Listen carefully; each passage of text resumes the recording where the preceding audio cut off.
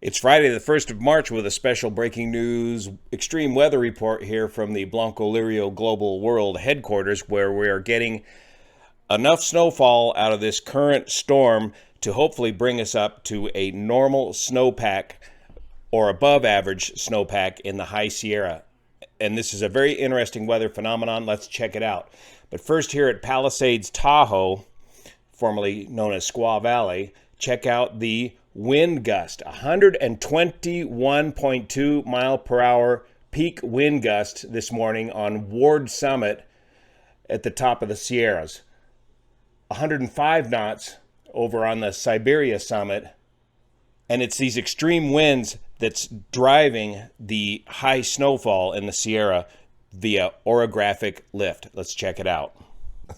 So here's the live cam there at Palisades down at the bottom of the lift, where it's mostly obscured by snow. It's all covered up with snow and ice there. See if this one. Yeah, just heavy snow. Blizzard conditions in the mountains. Good to see. Palisades, Tahoe is located right here just east of global headquarters, just west of Lake Tahoe, right here at the summit of the Sierra Mountains, and just a little bit south of Interstate 80. So all the lifts are shut down right now today. And, well, let's turn the traffic on and see if things are moving on Interstate 80. Chain controls are up, and there's been intermittent closures of the freeway as people spin out and end up closing the freeway.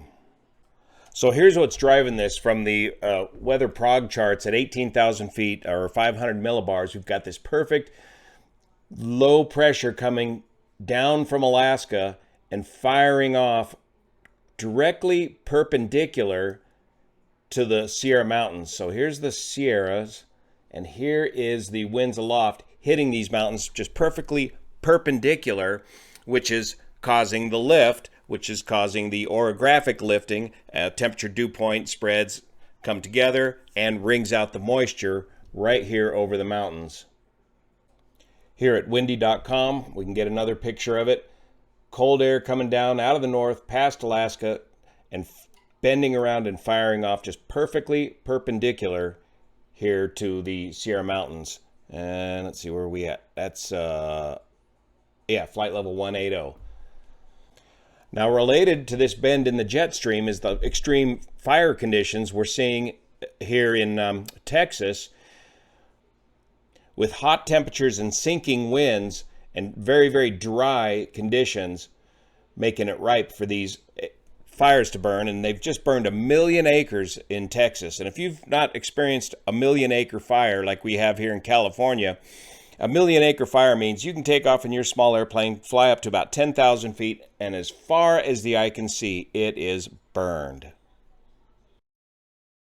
Here's another view from Zoom Earth. You can see the cold weather plunging out of the north and then making this bend and just hitting us at the perfect angle to squeeze out the maximum amount of moisture in the mountains. And very little rain is occurring down here in the valley, again, because of that orographic lift. The moisture is just streaming across the low country here, the valley, and then getting lifted and dumped in the mountains. Here's what the current radar looks like.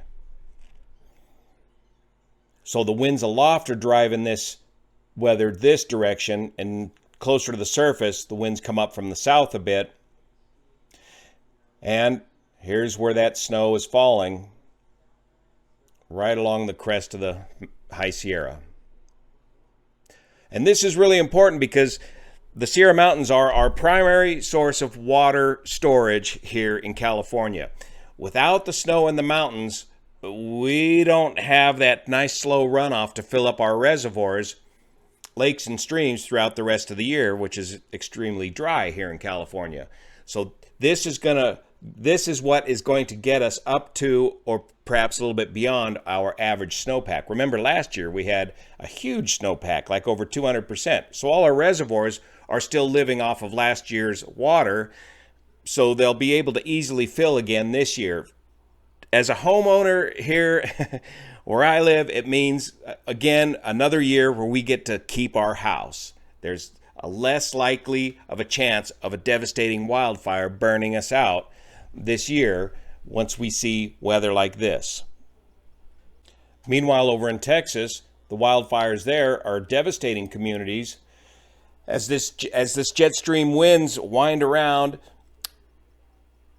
it loses its moisture here in California, and then it descends out of the mountains to the west of Texas.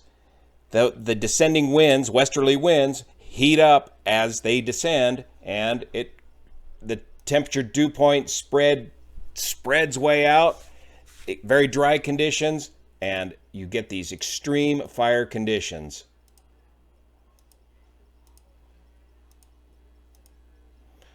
As far as the eye can see.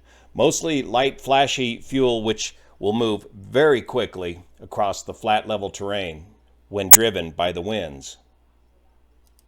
About the best thing you can do, is shown in this picture here, is just dig a big dirt area of defensible space around your property in an effort to keep those flames out of the building. But those wind-driven embers, if they get caught up underneath the eaves or some flammable material, it'll take that building right out. So what does this mean for our snowpack? Here was the snowpack just before this series of storms. They ran up there and checked the snowpack and got out of the mountains just before these storms came. And so we were at 91% for the northern Sierra, 77% of normal to date in the central Sierra, and about 76% in the southern Sierra, average snowpack to date, by measuring the snow water equivalent in inches. So what does this all mean for Oroville Reservoir? Here's a shot of Oroville last Saturday when Pete and I were exploring around in the Cub. They were releasing some water out of the brand new $1 billion spillway, keeping the reservoir level at about 860 feet or so, the perfect flood control level for this time of year. Again, relying on that snow from the mountains above to fill the reservoir later this spring.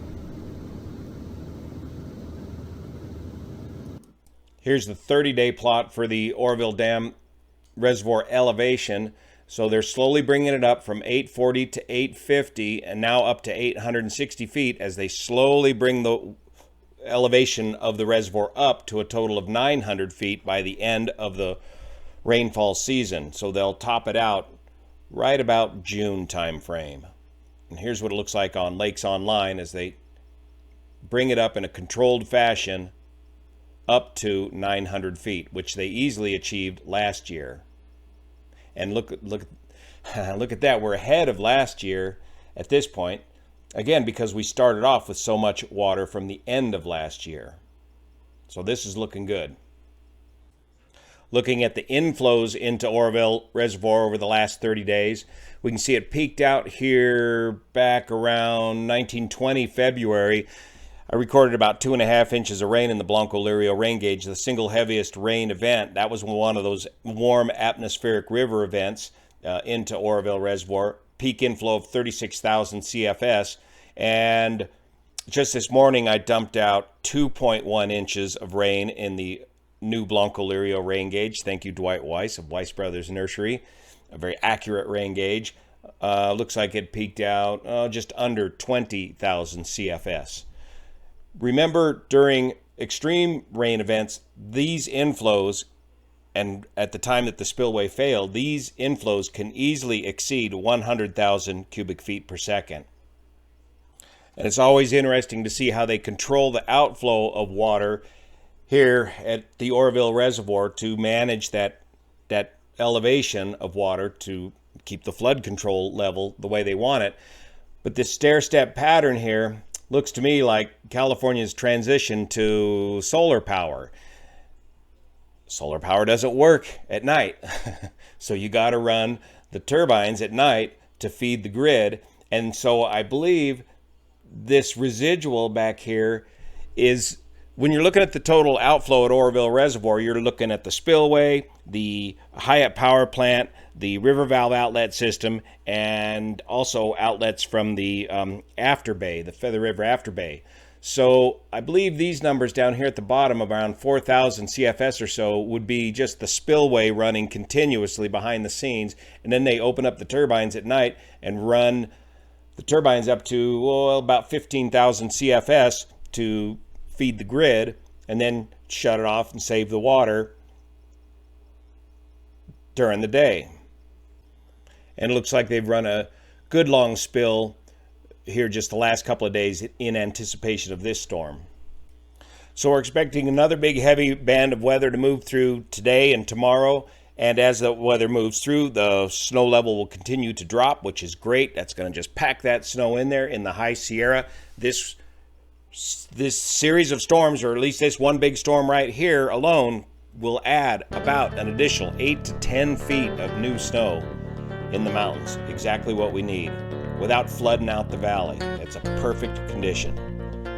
We'll keep you posted as things develop. I've got a couple of accident NTSB reports to get out to you right away. I'm getting on those right away later on this morning. Thanks for your support. See you here.